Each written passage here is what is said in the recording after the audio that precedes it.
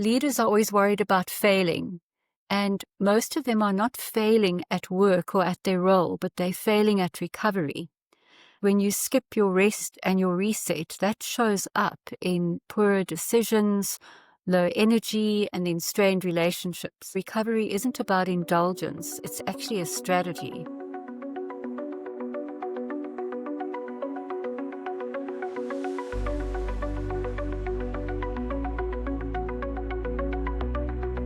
Today we are with Dr. Colinda Linde, clinical psychologist since more than 30 years, CBT and mindfulness specialist, to talk about self-regulation, resilience, and the real cost of high performance. Expect a 60-second live reset and a manager triage checklist you can use this week. Welcome, Dr. Colinda Linde. I'm very pleased to meet you. Thank you for joining us. Thank you for having me. Before we dive into tools and science, who is Colinda when she's off stage? What grounds you on a hard day? Well, off stage, I'm a mother, a partner, a teacher, a student, and that's naming just a few. But at the core of it, I'm a human who also needs grounding. And for me, it's simple things that work, like sitting outside and just being still. And it's amazing what you can notice, what insects and birds and things are up to when you do that. Also meditation, which is either sitting formally on my cushion or just dropping out of the day for a few moments and just counting my breaths. And of course, definitely hanging out with my dogs, who are now the children since the other children went off to study, and just being in the moment, playing silly games with them and just watching their antics and how they're just so present in the moment. And I also find that small daily rituals that bookend my day make quite a difference. So in the morning, my first cup of tea, and then meditation before bed. So these are all my little hacks that seem to work very well for me. That's nice. You once mentioned that there are just about 700, I can't remember, 35 clinical psychologists in this country and a few thousand therapists. I think work can always be, or sometimes can sometimes be very overwhelming. What would be your advice to other colleagues for grounding? I think that the work we do, first of all, you need to have a professional detachment. So enough empathy that you can feel, but don't get too close. So you've really got to be aware of yourself as much as you are of the other person in the room. And I think that's the Yes. important thing. You're human as well, as I said. So, when you're having too many human moments, then you know that it's time to ground yourself. Okay. Good. Was there a moment in your practice that made you realize corporates need clinical grade self-regulation as well? Very much so. A few years ago, I met somebody who was highly capable, and he worked incredibly hard to get a role that he wanted. And within a year, he went from thriving to surviving to burnout. And that was only a year, really. And not because he lacked intellect or he lacked strength, nothing like that, but it's because he didn't know how to self-regulate when he was under such immense pressure. And that was the aha for me, realizing that organizations really need more than an emphasis on performance. It's always about performance and motivation and results. And actually, they need strategies that actually regulate body and mind. So that was what made me realize we've got to get self-regulation into corporates. It's a systemic problem. Absolutely, absolutely. And there's so much depending on it. If a leader can't cope under the pressure that they are living under, then the whole company starts to shake probably, or could shake. Before we dive into this topic, I think every great speaker has a signature. What's unmistakably Colinda when she steps on the stage? The thing audience feel from you? The feedback I get most is that I'm calm and practical, and that I make complex concepts simple and accessible. And I guess the core of it would be I always like people to leave with something they can use immediately. What would this be, for example? Well, it would be something practical. So being a skeptic myself, I like science-based techniques. So, but I like to take the science and distill it into something very practical. And it's got to be something that's very user-friendly, doesn't take long, is easy to apply, easy to learn, and that as you leave, you can already start doing it, be it a mindset change, be it a relaxation, anything like that. But I like to give a whole menu, and then people take their favorite, and as they leave, there you go. They've got something they can apply immediately on the way home. That's perfect. Yeah, I think this is so needed. Not only the theory, but also the practical understanding that you can immediately do something and from there on evolve. People often think that resilience equals toughness. Your contrarian view? Okay, so I'm a strong believer that resilience isn't necessarily about being hard or being tough, because hard things can break. So, resilience for me is more about flexibility, as in your ability to bend, to adapt, to come back. And I love metaphors. So, imagine dropping a glass or dropping a rubber ball. We all know what's going to happen to the big, strong, tough glass versus the rubber ball. So, it's really about flexibility. In this world we're living today, we celebrate often output but ignore the recovery. What's the most important or expensive recovery gap you see in leaders right now? I love that question. Leaders are always worried about failing, and most of them are not failing at work or at their role, but they're failing at recovery. And what happens is when you skip your rest and your reset, that shows up in poorer decisions, low energy, and then strained relationships. So, in my book, recovery isn't about indulgence, it's actually a strategy. Especially when we look at middle management, I think every management level has a different pressure to take, but managers who are there to, I don't really don't like the word managing, but leading people are the first triage, not HR. What are three signs that managers could realize to act now on some other employees, some people that report to them? And what should a manager say in this moment? Well, first of all, a manager doesn't need to be a therapist. So, what they really need to do, as you said, triage, you would be the first line. So, the big three probably would be withdrawal. Somebody's just unusually detached, quiet in meetings, not participating. Or the other end, they're particularly irritable, losing their temper, having meltdowns. And then the third one would be visible exhaustion, unless they got a new puppy or they just had a baby. So, those are the three behavioral things typically to look for. And again, as I said, the manager is not going to diagnose or treat. They don't have to do that. All they need to do is notice. So they have a mental health conversation. I've noticed you're not yourself lately. Can we schedule a catch up? And then when you are having that conversation, just say what you see. And you could even ask what would help right now. And once that's happened, you've had that first contact and you've connected with them, then you get them to the right support, which would be a therapist or employee assistance or whoever's in your organization. Yeah, I think this is especially in larger organizations very common that you see something either with a person reporting to you or even a person that you usually report to, that you see something is not right, but it's so hard to address. What could be a recipe or little help that you could offer corporates or the individual to reach out to the person, to have this awareness, to see the first step and hear actually the other person, see and hear the other You know, person. if you see something, say something. And I think you've got to have the right steps for a mental health conversation. So the first one would be to ask for the person's permission. Now, you Yes. might not be the ideal person. Maybe they have somebody else they're closer to. So one of you would actually say something like, I've noticed you don't seem like yourself lately. Can we connect? And you would do that privately, perhaps in an email, maybe a phone call. So you would start there. When you've actually got their permission and there's an agreement that we're going to connect and we're going to chat, you would simply say what you see. I'm noticing you're really ratty lately, or I've noticed you've said absolutely nothing for the last 3 meetings. So just that, you just say it as you see it.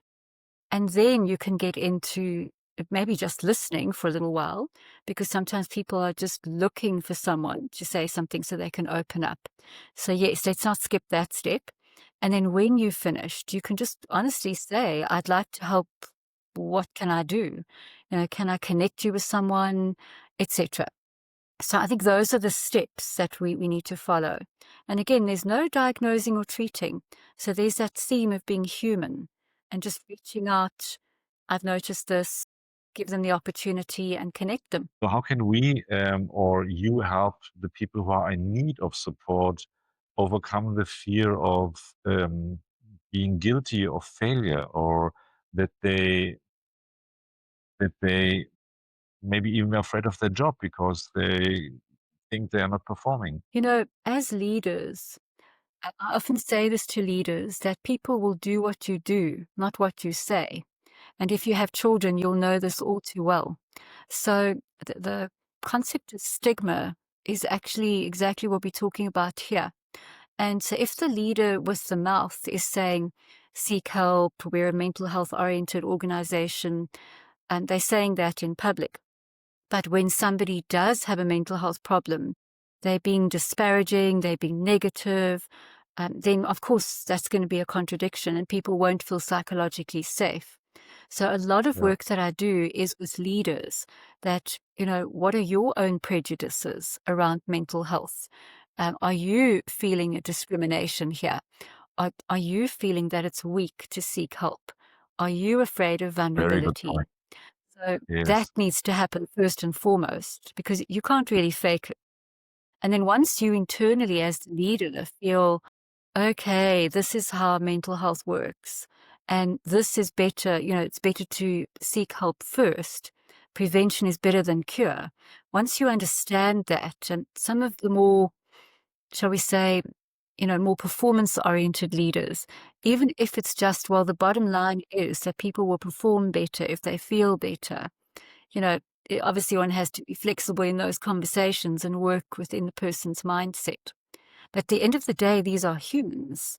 And if we can just remember the human aspect, then yeah, you're more yeah, yeah. likely to reach out and genuinely want to help them. I think this is exactly what African Speaker Bureau is also about. You see, very often leadership, let's don't even talk about our home countries, but in other countries, the human aspect is not on the forefront, if it even exists. It's just performance, performance, performance, pressure, pressure, pressure, profit, profit, profit. So I think this is so important, this message, that it gets out there for. I recently read a Gallup survey that the most important thing that people are looking for in their leader is getting hope and getting heard. And this is leadership skill that is so often completely underrated.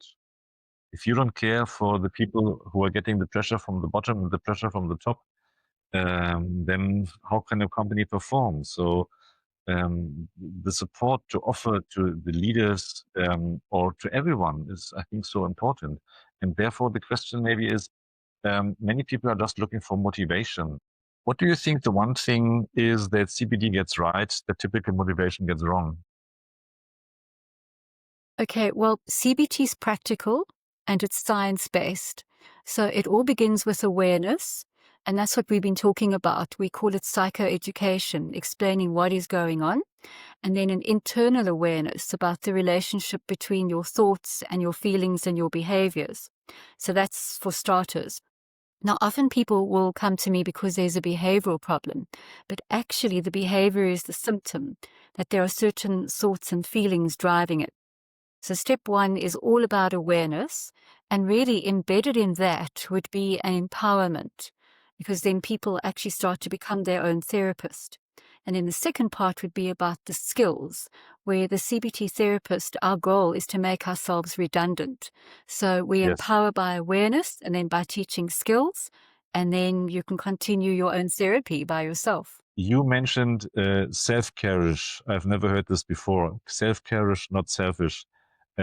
How do you overcome the guilt and still raise performance? I came up with this term to really explain what underpins self-care because it's become quite a buzzword. And basically, you feel like it's selfish, but if you care for you, you have more to give. You can't really pour from an empty cup. So I know everybody with the mouth will say self-care, but inside will think selfish. So I've just messed with that word a little bit. So now it's self-care-ish. And basically, caring for yourself is not ultimately taking away from anyone. It's actually making sure that you've got the capacity to keep showing up at your best, and then you will Yes, perform better. absolutely. As you say, empty cup. If we are tired, we can't perform. If we don't have sleep, we can't act on it. Let's dive a little bit into your topics that you are also so passionate about on speaking and engaging with other corporates. One of your great talks is about reset for peak performance, self-regulation for resilience and result. Could you give us a quick 60 seconds reset that works even mid-meeting? Okay. So try this. So breathe in through your nose for 4 seconds, hold for 2, and exhale through your mouth for 6.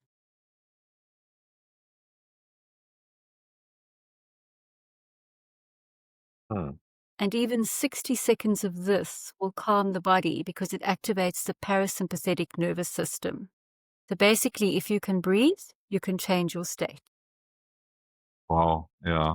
I actually use a very similar technique when I can't fall asleep. So many thoughts in my mind, and it stills the mind. It stills not only the body, but the mind shuts down. Especially for me, it is this counting that I also. It's not 4 4 4.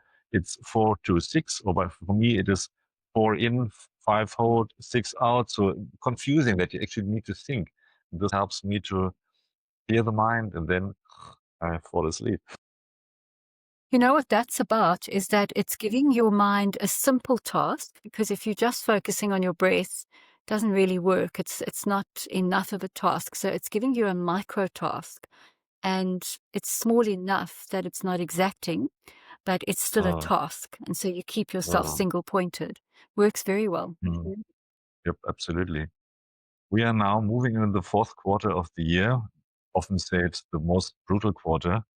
What does closing the recovery gap look like for the most brutal quarter? So closing the recovery gap is about weaving in these micro pauses and micro recoveries through the day, and not Yes. waiting for the weekend to restore yourself and try and recover.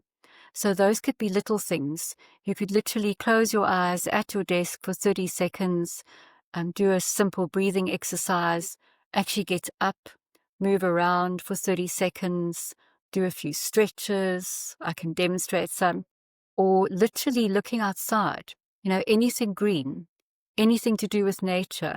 Even if you don't have a window, then looking at something green on your screen. These are all tiny, tiny things. You can do 30 to 60 seconds of any of these, and the point is to weave them through the day. It doesn't help to really push and then try and recover at night, or push through the week and then try and recover on the weekend. So Yeah. micro and woven through.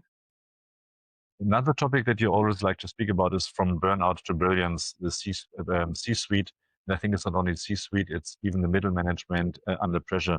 But before we dive into this, um, do you have a different word for recovery, a more positive word? Because I think many people just see the recovery is already the end stage.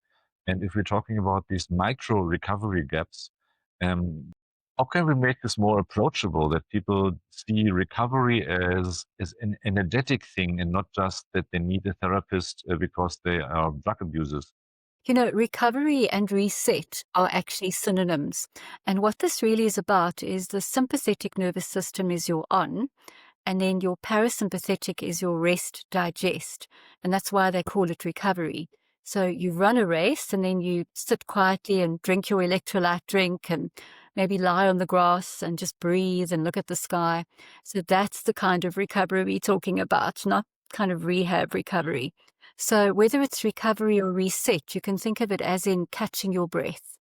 So that would probably be a better way to look at it. And one has Nice. to have that balance between the on Mm, and then the relax, the rest, digest.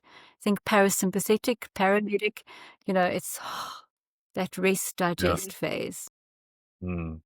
Nice. Yeah. But let's step into the one of your other favorite topics, from burnout to brilliance. C-suite under pressure. What's the earliest indicator of looming burnout in executive teams?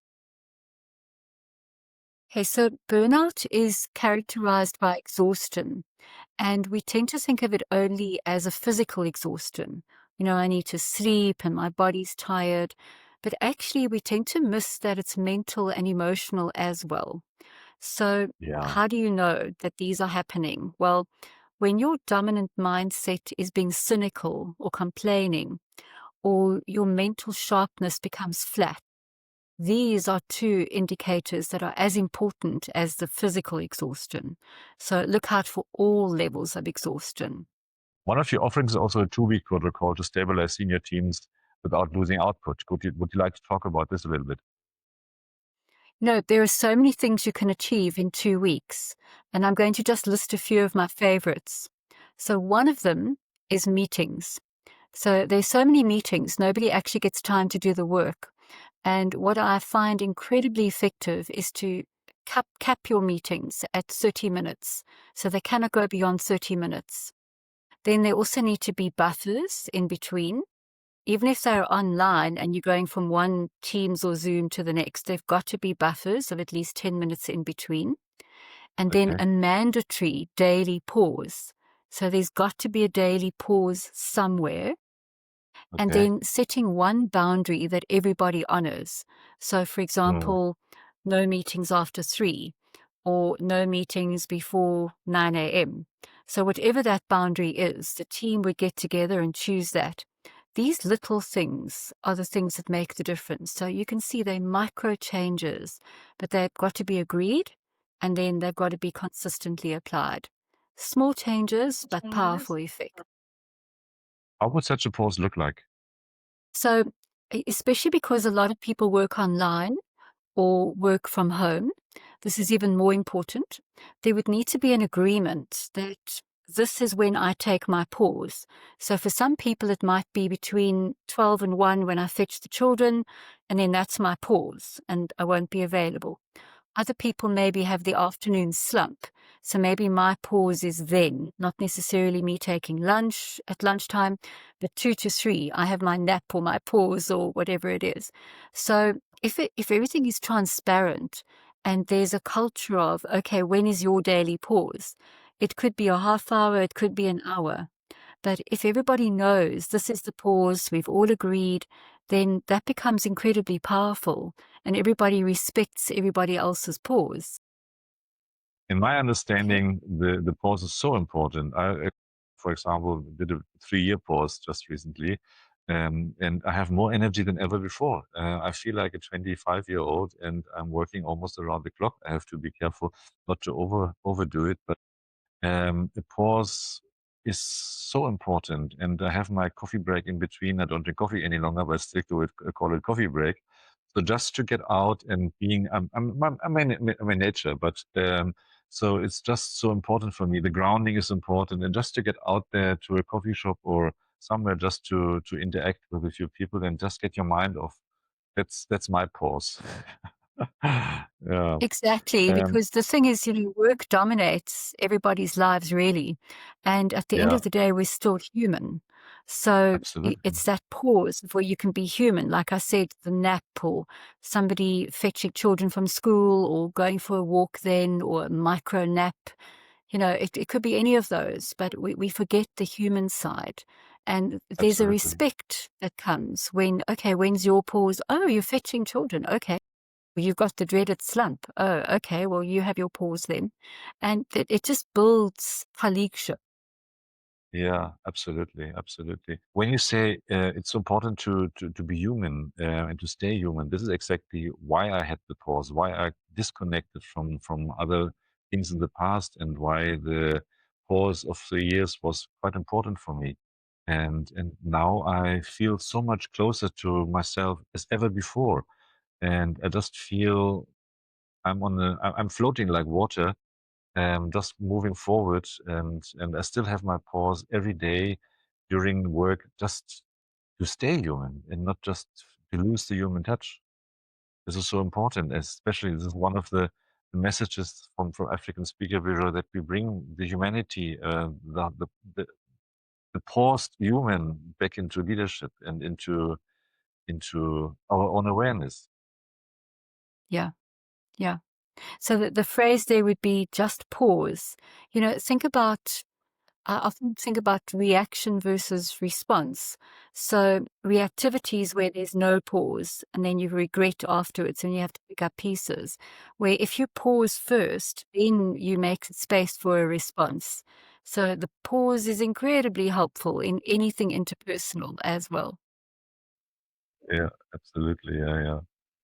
One of your other talks is about the hidden cost of high performance, the manager triage. Your three signs that require action right now. Okay, the three signs are withdrawal, irritability, and exhaustion. Wow. Can you repeat this? Yeah. Withdrawal, irritability, and exhaustion. And exhaustion. Wow. Okay. I think this is actually quite easy to see in other people. Uh, everything, all of them. Yeah. Where's the boundary between a supportive leader and playing therapist? That's such a good question because those three signs, as you said, are easy to observe. And remember that you're there to observe, to notice.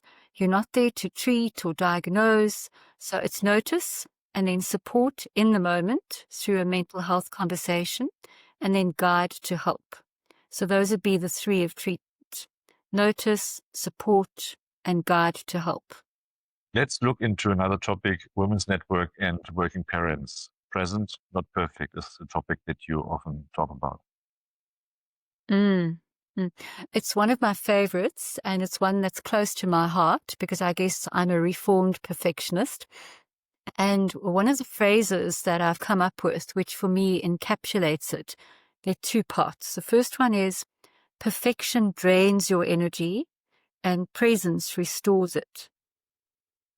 So if you think about being present, a lot of studies have shown that the children whose parents, be they mothers, fathers, who are present when they get home, whether the parents work part-time, full-time, those children are by far the happiest. So I often give people this ritual to try when they get home. So you put your phone down, face down, far away, on silent, and whoever you're with, be it your partner, be it your child, you just listen and you're just there. They can feel if you're actually there, if you're present or not. They can really feel if you're listening, if you're connecting. So that could be one version. If you say don't have anybody around you at that time, you could go outside and just be, actually really be present there. And the other thing that I really feel we need to listen to is our body, that when you need to rest, you need to rest. If you need that nap before the whole evening routine, then be present to where your body's at and what it is that you need. And if you've been invited out to a social thing and you can really feel, I'm not going to be present, I'm just going to appear there, but my body will, not the rest of me, then perhaps be present to that. I just don't have capacity. So if we're not present, we're not going to even be good enough, let alone perfect. And, perfect is so subjective. What's perfect for one is not for the other anyway. So but we can just get rid of that. So I think being present is the key thing, and it restores your energy. It really does, where perfection just drains it away. I think there we can easily connect to your word self-care again. Would you give us a reframing that overcomes the guilt? Mm. Mm. Well, you can't give what you don't have.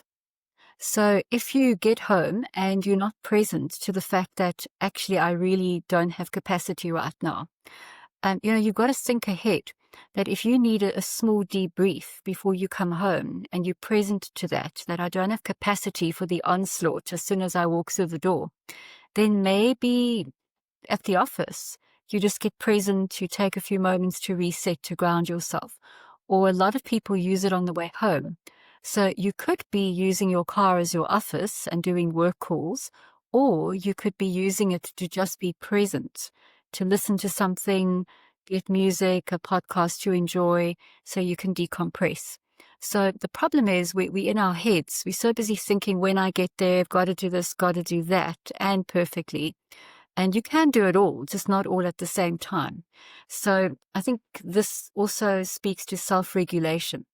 So then there's no need for guilt, because at the end of the day, you're still a person as well. You can't be everything to everybody. So it starts with you, happy mom, happy children, happy mom, happy home. So the key thing would be that guilt is if there's an intent to take from someone or hurt somebody. We don't have that intent, most people, and yet we feel the guilt. So we do the time, but we haven't committed the crime. So it really all boils down to, okay, self-care isn't selfish. I can't give what I don't have.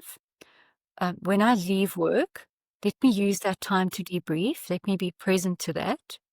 When I come in, if, say, they're little children or dogs, they're going to want your attention immediately. You give it to them for the 15 minutes, and then you go and you debrief a little bit further.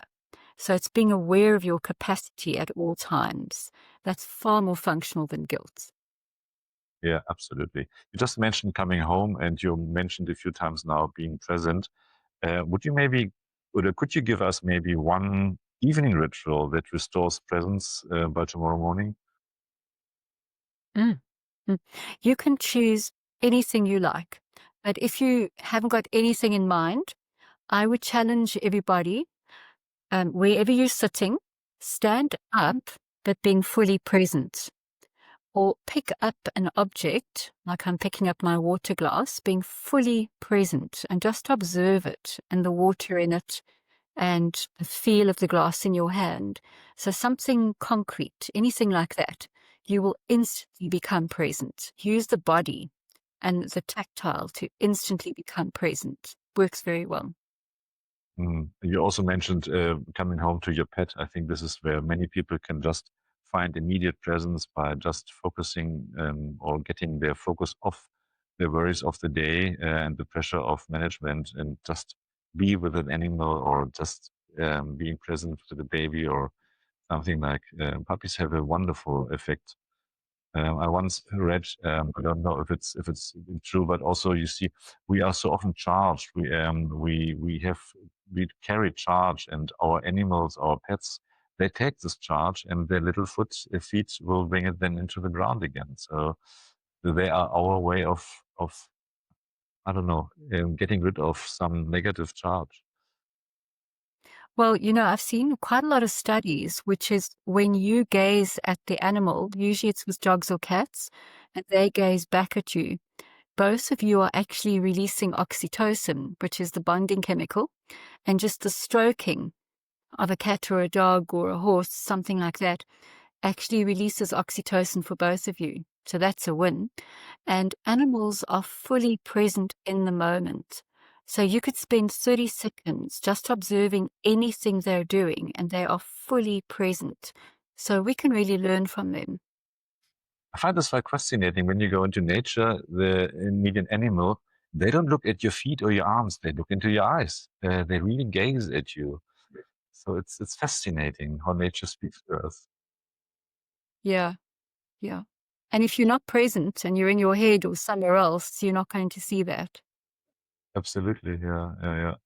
Your 24 hours, redesigning a day for steadier energy is one of your other favorite topics to talk about. What is your 24-hour lens?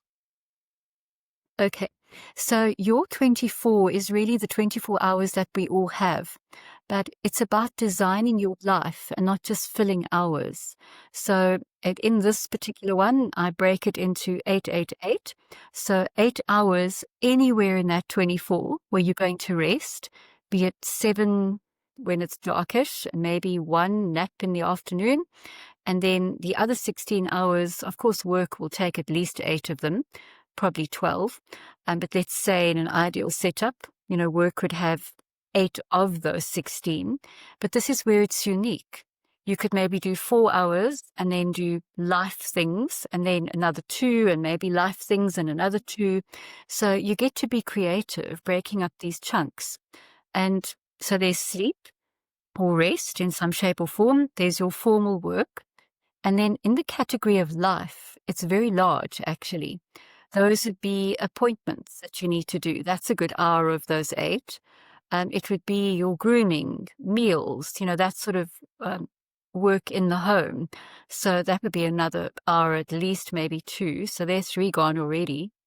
Maybe if you have children, well, that's going to gobble up the other 5.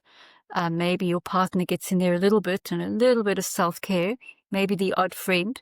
But, we really are doing the living in those 8 and then the work and the rest in their 8. And it's really about work-life integration. How do you mix and match those 16 hours? And also remembering that there are double the amount of flow experiences at work than anywhere else. So work is not the enemy. It's just working well with work. To quote Khalil Gibran, he says, work is love made visible. So, there's flow, there's love. And if you're doing it right, it will feel like that. So definitely it's about that weaving, your unique balance. Working well with work. This is lovely. Yeah. From the couch to the boardroom. I love this title. Mental health education for managers. If you had 15 minutes with managers, what do you teach so they triage safely?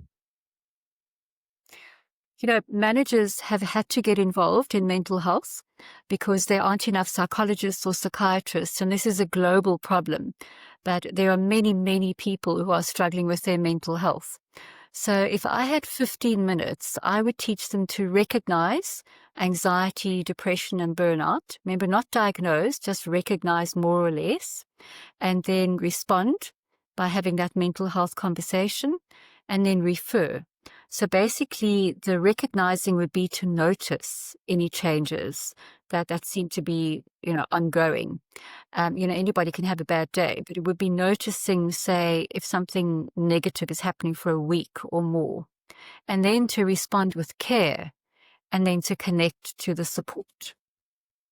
Nice. Wonderful. I think this is very helpful. At African Speaker Bureau, we want to bring the right message to the right culture and the right region. So therefore, we come with our, what I call head and heart approach into different areas. If you look at South Africa or Africa, how do you frame resilience as agency and renewal, not deficit? In Africa, resilience isn't about theory. It's actually being lived daily. And we've got lessons here that I believe the world can learn from. Yes, definitely. When we look at Middle East and the Gulf region, how would you honor heritage while delivering performance psychology to the vision agendas? So in the Middle East, I would offer performance resets that respect heritage while driving progress. Mm-hmm. Okay, nice. Far East, if we look at Singapore or the Asian market, how do you present micro habits and harmony under disruption? I think you would look for harmony within the disruption in the form of small, steady habits for sustainable growth. Let's look at Europe. I think there's a fear of decline at the moment. For audiences anxious about decline, how do you frame renewal via resilience? I think for Europe, it would be about clarity and courage in uncertain times. So it would be resilience as a renewal and not just an endurance. Okay, yeah. Let's look at the US. The US is always data and ROI and energy driven. Latin America looks like for values like solidarity, inclusion. How do you flex the same kit to each? In the US, I think it would be all about resets that protect the numbers and the people. Uh, and Latin America? I think it would be about practical care that keeps teams strong and connected. There's that passion. Nice, wonderful. I like it. So let's come back to Colinda's personal approach and personal voice and differentiation. What makes your voice indispensable in a crowded space? The thing only you do. Well, I think I'm very good at translating clinical science into everyday tools that people can actually use, be they leaders, managers, whoever they are. And it's the combination of the grounded science and then the human warmth and making it user friendly. And I believe anybody can learn. Yes, absolutely. I'm learning so much every day at the moment. You insist on 30 to 40% practical in every session. Why does doing beat talking? Well, insight without practice is going to fade very quickly. And it's the doing that creates the new habits, the neural networks, and that's what leads to the lasting change. Okay. One before after story, no names, of course, that shows your method is working under pressure. I'm thinking of recently, I worked with a team in a bank who were holding on by sheer willpower. And what we did was we added a few simple daily micro resets. And they actually finished a really tough quarter, but still able to deliver results and still functioning. They were not maybe thriving, but they were managing. And with a little bit of energy left still to actually have a personal life after hours. And that shift from survival to sustainable is why I do what I do. Colinda, it was lovely talking to you. I think this is the perfect closing statement. It's what you love. It's what connects us to you and connects other people to you. And ASB, African Speaker Bureau, is there to connect you even to more people on the corporate level, on leadership level. And we do our part that your message gets heard and that many leaders will be supported and many people will use your techniques to, yeah, be resilient and um, live a better life. I'm all about access. And for me, that's really the bottom line. I love what I do. And there are many people struggling with their mental health, and there are not enough professionals. So, however, we can get it out there and people can access good quality CBT and mindfulness, I'm all for that. Thank you so much. It was lovely chatting with you. Thank you.